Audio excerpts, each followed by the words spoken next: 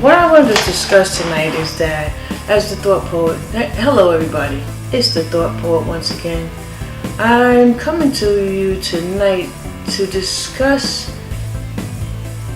the issues in families. And the number one problem that I see is that people set their kids up for failure. Again, let me say that one more time. People set their kids up for failure. And the reason I say that is because when you don't allow your kids to make certain decisions when they are younger, they are not able to make sound decisions when they are older. Let me say that one more time. When you do not allow your kids to make certain decisions when they are younger, it will be very hard for them to make sound decisions when they are older. So it's important for parents not to set their kids up for failure and not to allow them to develop the way they should. Not the way you want them to, but the way they should. In order to be able to function in this crazy society that we live in, you have to be able to function properly. And what I mean by that is your kids need to be well-rounded. That doesn't mean if they're in church their whole life, that's all they know is church. Or all they know is about Jesus and Christ. You need to discuss with your kids that spiritualism is different than religion, and that you need to let your kids know that even though they believe in Christianity, there are other religions out there that people believe. Now, I grew up in a Pentecostal church, but I'm just as lost now in adulthood as I ever been. And I blame that mainly on the fact that Christianity, I believe it changed over the years where people just put their own indoctrination into the sermons. And they're not telling you, like they used to say fast, okay? You're telling the kid, yeah, I need to fast, yeah, I need to fast. We need to fast. No eating between this time and that time. But you're not telling them why. Is it only a spiritual thing, or is it physical? Like now I'm learning fasting is good for the body. Before it was like, oh man, we can't eat till 12 o'clock in the afternoon. But now I'm learning that it's good to fast. It's good to detox. They're not telling you these things in church.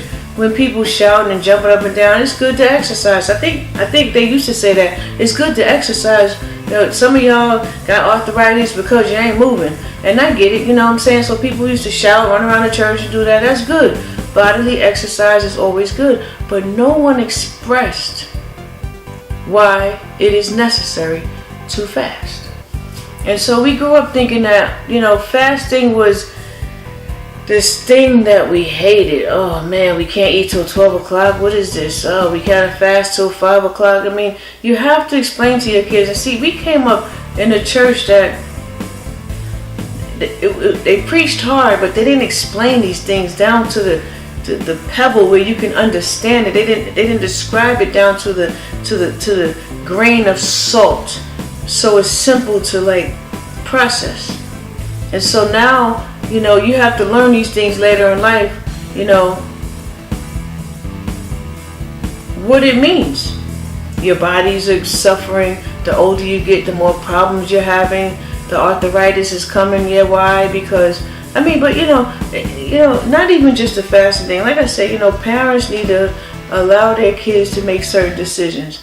And what I mean by that is, I mean, it's hard raising kids. I'm not even gonna lie, because I know that I see the people, and I know a lot of people who it's hard to raise kids because, you know, it's all kids are not the same. Even some kids in a family are not the same. This kid might be one way, this kid may be another. this child might want to do this child might want to do another. So, I mean, you have to know who your kids are before you push them into things that you'll regret. And so that's why I need to talk about these things, because I think it's necessary. I'm not sure, in today's day and time, I don't really see kids going to church and being forced to wear long dresses down to the floor, or forced to wear long sleeve collars up to their neck. And I'm not sure there's churches like that exist anymore, because people have swayed so far away from the truth. And the truth has been tainted and twisted so many different ways. But now that I'm a writer, and now that I went to school, and I went to school for English, it started making me see the world in a different light, to think about the different possibilities. I'm just saying, tonight, give your children the opportunity to decide some things while they're young, because as they get older, they're going to want to know, well, why did they tell us this and this is happening? Why did they say trust in God and then He's blessing everybody else? Why should we read the Bible? Everybody's on the internet now. The world has gotten super bananas crazy. If I don't get a lot of likes, so be it. It is what it is. But if my message gets to 5 people, I'm happy. If my message gets to 10 people, I'm super happy. But like I said, there's so many things in life that you have to shell out. And like I said, it's important for you to let your kids to make certain decisions while they're young, because when they get older, those things will make better sense. And that's a word to the wise from a thought poet, Laura Donnell. Book is coming out, Thoughts of a Rising Soul, coming out soon to be released in 2024. Y'all stay tuned. Thank you for being a part of my channel. I hope you like and subscribe. If you don't like and subscribe, then I'll just be where I was before. But thank you so much. Y'all be easy.